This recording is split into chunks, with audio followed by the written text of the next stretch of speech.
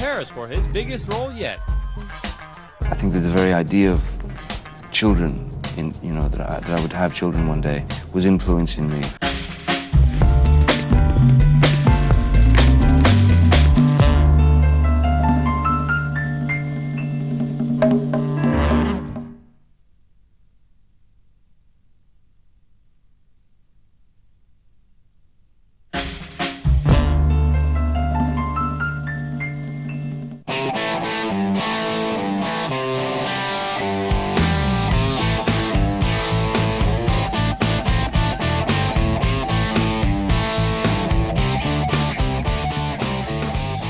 Another big responsibility for Johnny was a new arrival in the Depp household.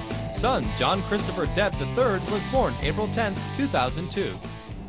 In a very, very odd way, I think that even before my children were born, I think that the very idea of children, that I would have children one day, was influencing me for a long time now. I think I started making decisions on films, what to do and what not to do, based on, what I was going to leave behind when I turned into smoke. You know what I mean? I didn't want to, embarrass them, when they have to sit around at the age of 60 and say, yeah, my dad did that movie, With that in mind, Johnny reached back into his own boyhood fantasies when he chose to play Jack Sparrow in Disney's theme park ride-inspired The Pirates of the Caribbean. Before I started doing any of the research, there was the kind of the residue from childhood, the leftover idea of that, that romantic image, out on the ocean, wind in the hair, adventure, treasure, women, that sort of thing. Johnny delved into his imagination to conjure up the unusual characterization of Jack Sparrow. Well, I started thinking about pirates in the 18th century, and how they were kind of the rock and roll stars of that era. And I thought, who's the greatest rock and roll star of all time, the coolest? And for me, it was Keith Richards, hands down. So I kind of took that inspiration of Keith, and it wasn't like a character study or an imitation or anything like that, but just a more like, a memory of how he is, the way he behaves. There's a grace, an elegance, wit and wisdom that he has that I admire. The ultimate benefit was at the box office. At nearly $47 million, the success of the movie stunned everyone, especially its star.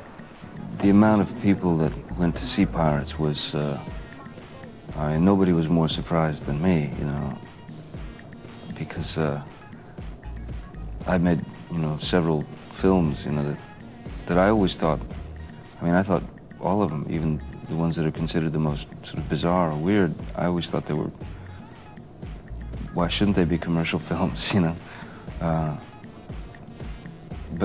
Pirates was like another level. Something happened. Because one day, after Pirates was released, one day you'd meet like a 5-year-old kid in the street, who recognized you, and then, you'd easily, a couple hours later, meet, an older woman or an older man who'd recognized Captain Jack. So it was a very strange experience, but a very pleasant one, It was nice. So nice, in fact, that Johnny thought he'd buy a little souvenir to help him reminisce about the shoot. The movie star bought a small Caribbean island for $3 million. It is a fitting gift to himself, in fact, because the opening of the hit movie coincided with the actor's 40th birthday. I remember when I turned 30, like the first thing you think about when you turn 30 is 40. You skip 10 years right away.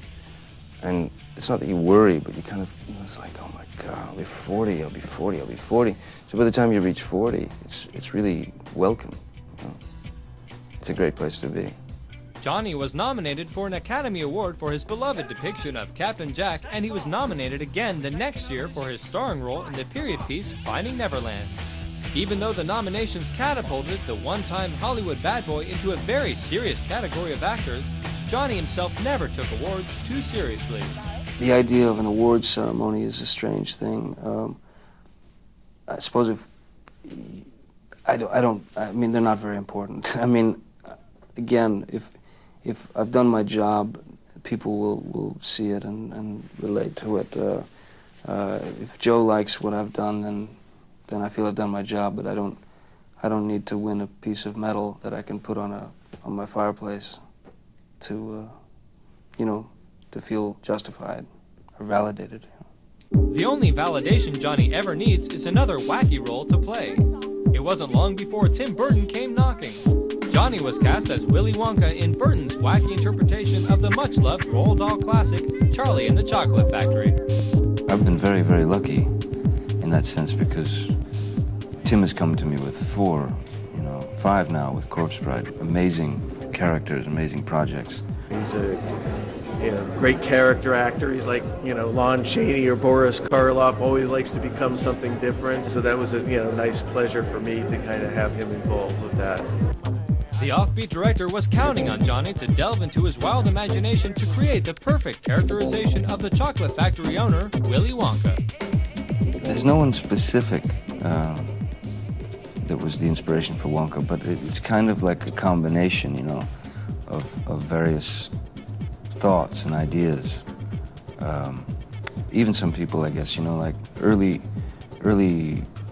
memories that I have of children's show hosts, when I was a kid watching television, and even then thinking, why does he talk that way? It's really weird, So that became a kind of a main ingredient for Wonka. Yeah, so there's no one specific. I guess the hairdo, I guess the thing that I had in mind was like the idea of a guy who'd spent way too much time alone and away from current events and people, and so therefore his style would be very, very dated. That's where the hair came from. Charlie and the Chocolate Factory was a resounding success, and with hardly a break, Johnny was back in the Bahamas to shoot 2 sequels to Pirates of the Caribbean back-to-back. Well, it's big. It's a long process, but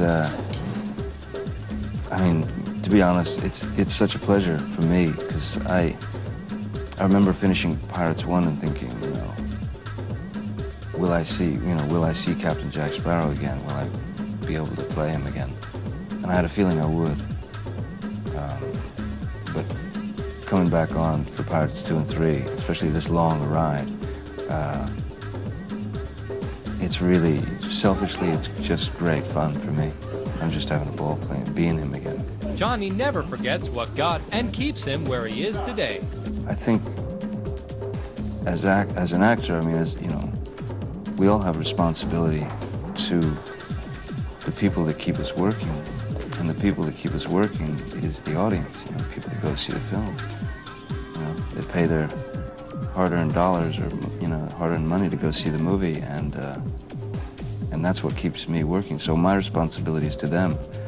And first and foremost, you hope to entertain, and do something that might stimulate them or give them thoughts or make them smile or make them laugh. But, also great responsibility is to not bore them, just, yeah, not bore them to tears.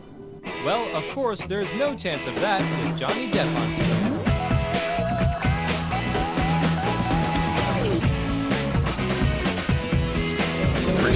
James and Murray. It's from